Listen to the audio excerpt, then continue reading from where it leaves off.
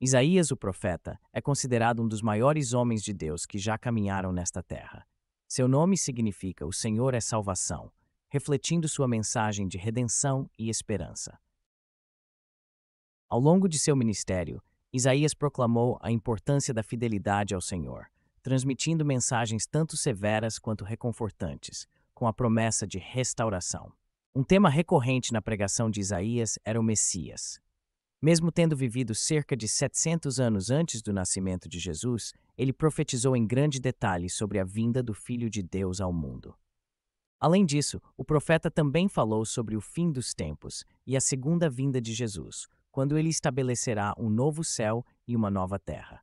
Vamos ver o que Isaías disse sobre esses assuntos. Como os novos céus e a nova terra que farei permanecerão diante de mim, declara o Senhor, assim também permanecerá o seu nome e os seus descendentes. De uma lua nova a outra, e de um sábado a outro, toda a humanidade virá e se prostrará diante de mim, diz o Senhor. E é precisamente sobre essas revelações de Deus, através do profeta Isaías, que eu quero discutir com você hoje. O livro de Isaías contém 66 capítulos cheios de profecias e advertências que são relevantes para os nossos dias. Antes de prosseguirmos, gostaria de convidá-lo a se inscrever no meu canal. Basta clicar no botão de inscrição abaixo do vídeo e ao lado dele você encontrará o link para o meu canal do YouTube. Clique no ícone do sino. É importante ativar aquele sino para receber todas as notificações sempre que eu postar um novo vídeo. Diariamente, compartilho mensagens, orações e conteúdo para fortalecer sua caminhada com Deus. Venha e junte-se a mim nesta jornada, certo? Vamos lá. O primeiro aviso de Isaías é que os ímpios serão consumidos pela escuridão. Vamos ler o que está escrito nos primeiros versículos do capítulo 60 de Isaías. Levante-se, resplandeça, pois a sua luz chegou e a glória do Senhor se levanta sobre você. Veja, a escuridão cobre a terra e densas trevas estão sobre os povos, mas o Senhor se levanta sobre você e a sua glória aparece sobre você.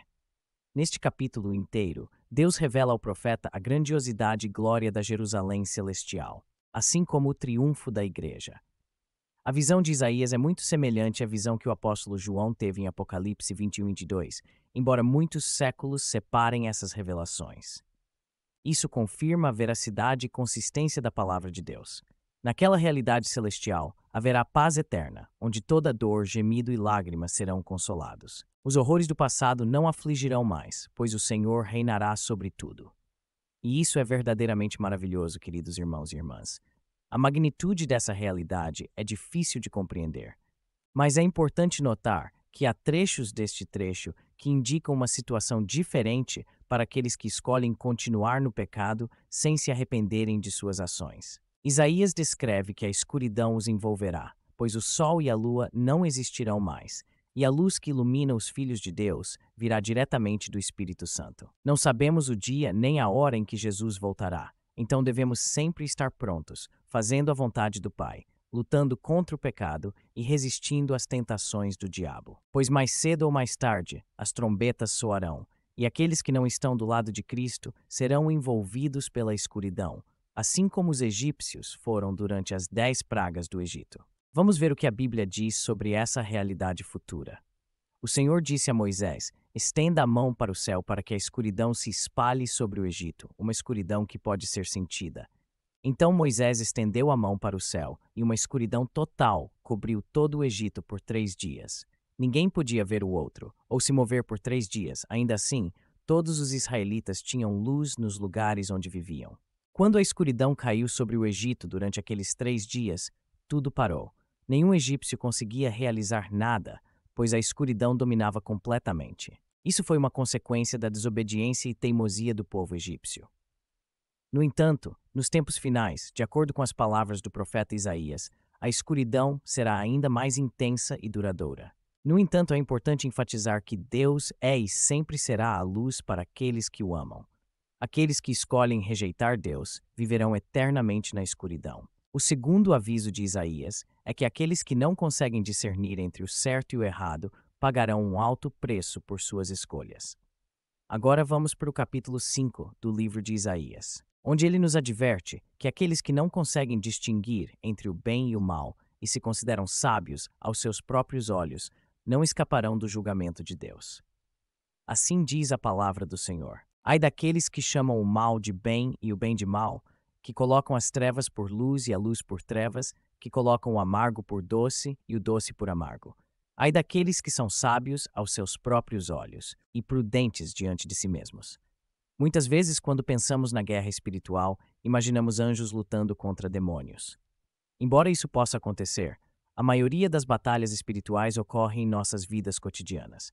Elas surgem diante de nós quando somos confrontados com escolhas entre o certo e o errado, o bem e o mal.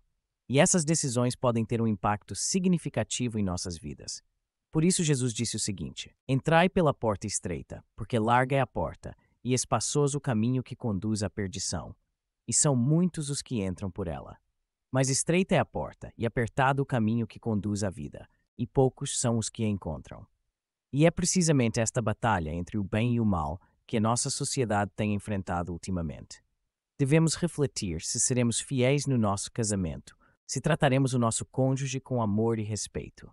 Devemos decidir se agiremos com honestidade no nosso trabalho ou buscaremos ganhos desonestos. Precisamos escolher se estaremos ao lado daqueles que buscam a verdade, ou nos juntaremos aos corruptos em busca de benefícios pessoais. A pior parte é quando escolhemos o lado errado e ainda tentamos justificar nossas decisões dizendo: não há nada de errado com isso. Isso é ser sábio aos nossos próprios olhos e ignorar o que a palavra de Deus define como certo e errado, agindo de acordo com os desejos de nossos corações. No entanto, a Bíblia nos ensina que o coração humano é enganoso e corrupto. Antes de tomar qualquer decisão, devemos buscar a orientação de Deus e sempre escolher o caminho da bondade. Caso contrário, pagaremos um alto preço quando Jesus retornar. O terceiro aviso é que Deus permite que coisas ruins aconteçam para nos despertar. Deus ama profundamente sua criação, mas o mundo foi afetado pelo pecado. Neste momento do fim dos tempos, Ele permite que coisas ruins aconteçam na terra, como um aviso do que está por vir. Vamos ler o que o profeta Isaías escreveu no capítulo 26. Minha alma anseia por ti durante a noite. De manhã, meu espírito anseia por ti. Quando teus juízos caem sobre a terra, os habitantes do mundo aprendem justiça. Neste trecho, as ordenanças referem-se às catástrofes, tragédias e eventos adversos que ocorrem na terra.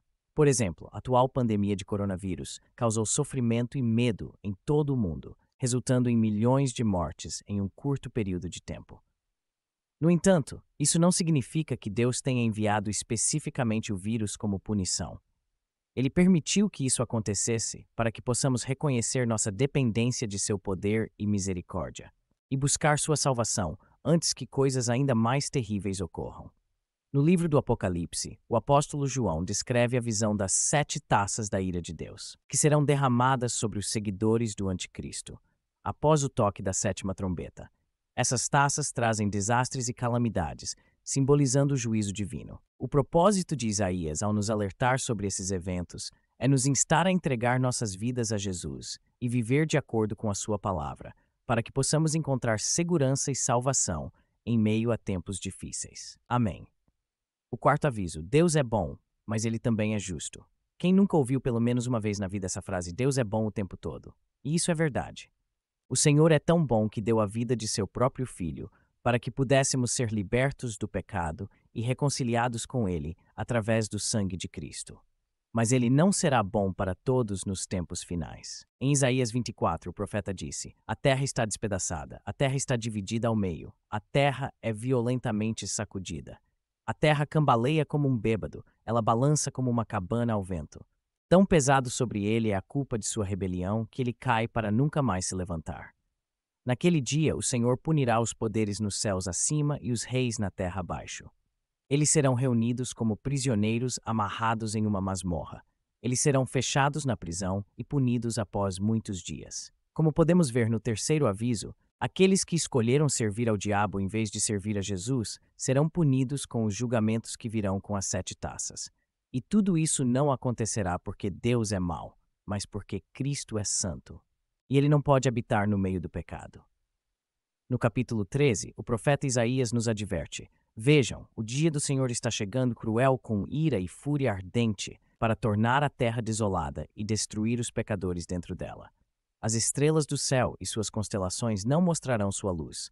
O sol nascente escurecerá, e a lua não dará sua luz. Eu punirei o mundo por sua maldade, os ímpios por seus pecados.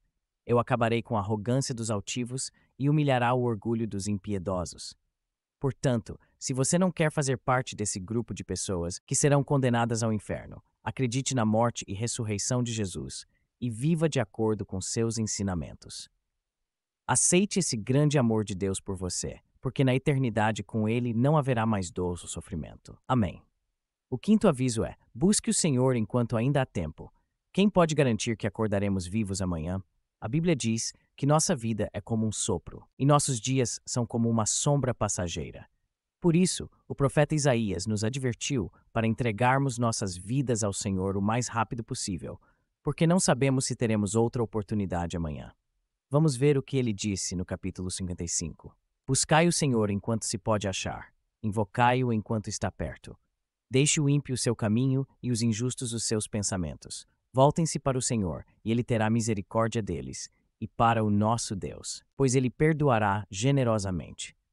Não importa os erros que você cometeu no passado, Deus não se preocupa com isso.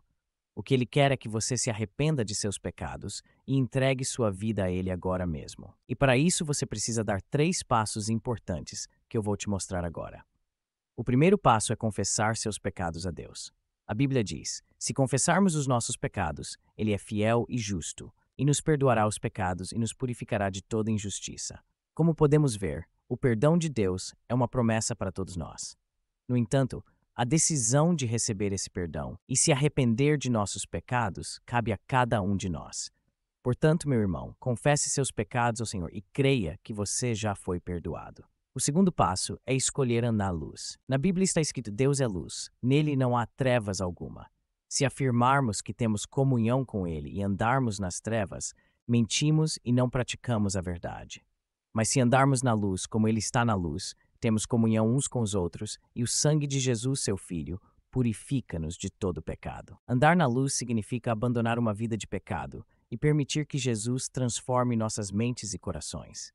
Quando fazemos isso, damos a Ele a liberdade para nos transformar diariamente e encontrar força para superar o pecado. O terceiro passo é não mais se culpar depois de confessar seus pecados a Cristo. Ele já te perdoou e não devemos nos deter na culpa. O inimigo tentará de tudo para nos acusar e dizer que somos tão pecadores que não podemos ser perdoados por Deus.